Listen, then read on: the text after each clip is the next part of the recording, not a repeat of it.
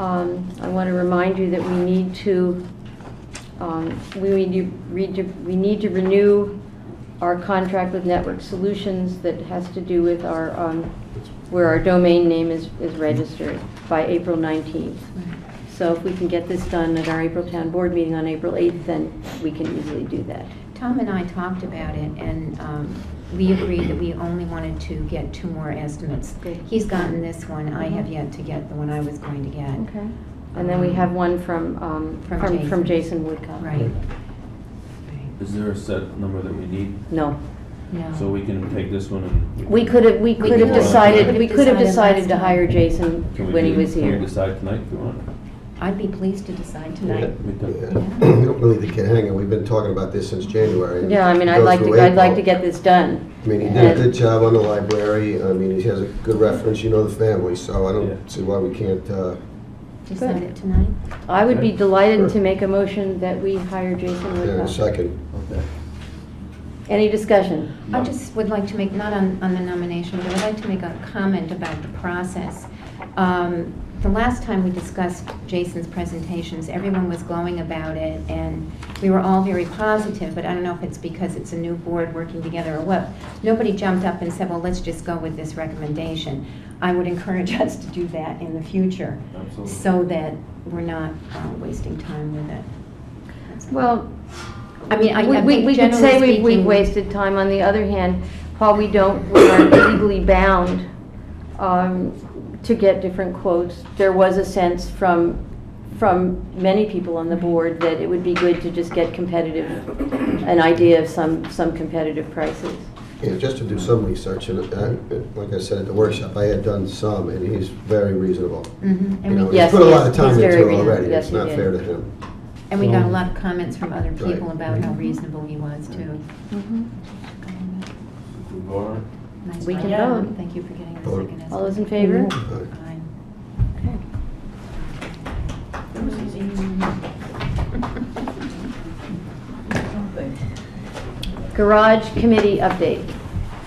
As you know, at one of the previous town board meetings, we set a public hearing, or talked about setting a public hearing for the new garage project, for the committee to present all the information about it. Since then, they have decided to postpone that public hearing, that they weren't quite ready. Bob Cadwallader, Robert Cadwallader, who is the chair of the Highway Garage Committee, has submitted and to date a report which he has asked me to read. But he is here if there are any questions when I'm finished. A meeting of the new town garage was held at Town Hall on Tuesday, February 18th.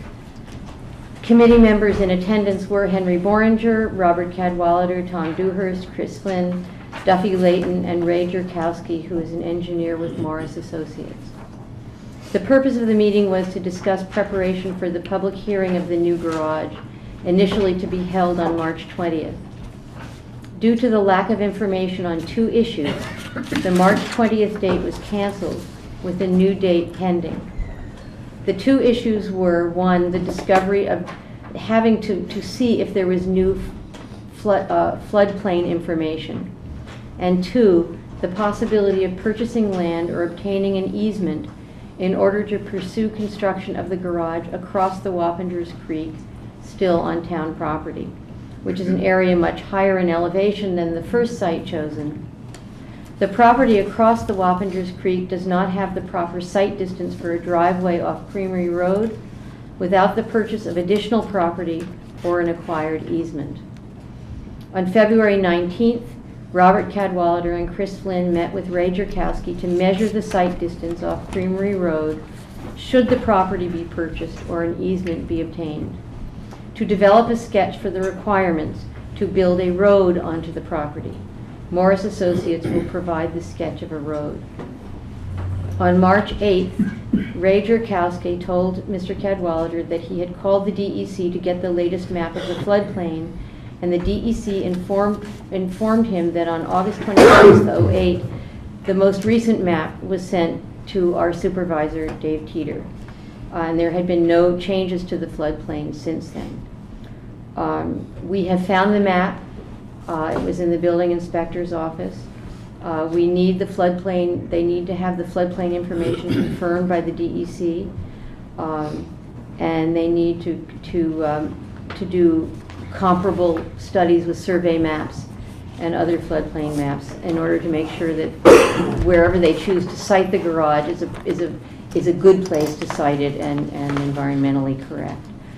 And they need to choose the site. They are going to ask Mr. Trump, who owns the property next door, regarding the sale of some of his property or an easement allowance on the site of higher elevation.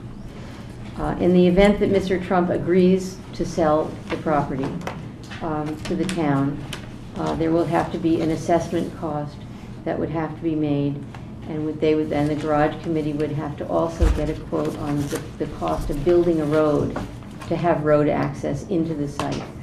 And so until those things are accomplished, there are no comparable figures of expense for siting the new garage at one place right near where the current garage is, or on the other side of the creek behind it. And as soon as they have that, they'll be ready to schedule a public hearing, I think. Is that correct, Bob? Yes, I did make the comparison between the floodplain and our survey, the recent survey, and they do match. So that the elevation lines are exactly the same. But you still want to get the cost of the second site. Yes, that was one of the stones unturned, and we want to follow through that. We don't want to just let that go by. We want to make sure that that's taken care of. I have a question. Go ahead. Bob, what would be the rationale for paying extra money for an additional road and to buy property, to put it on the other side of the creek, which would... It was out of the way, out of sight, basically. The higher elevation, there was never ever any reason to think there would be a problem with the floodplain.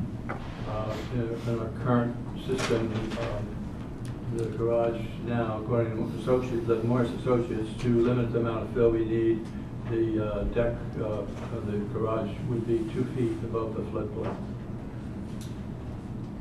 So we are talking probably 15 feet above the floodplain in the other area. So those are the 2 reasons. Define, would you please, floodplain?